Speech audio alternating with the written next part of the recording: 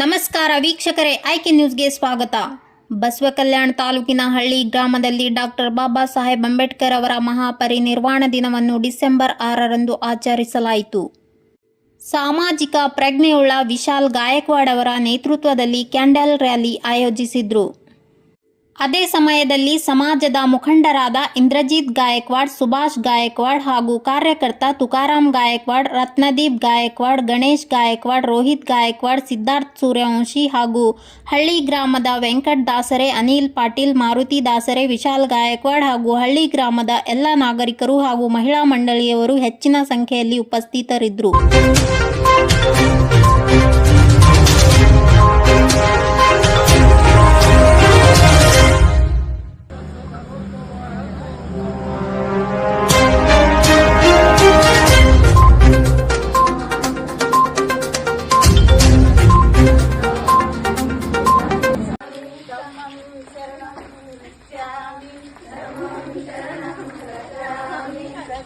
शरणं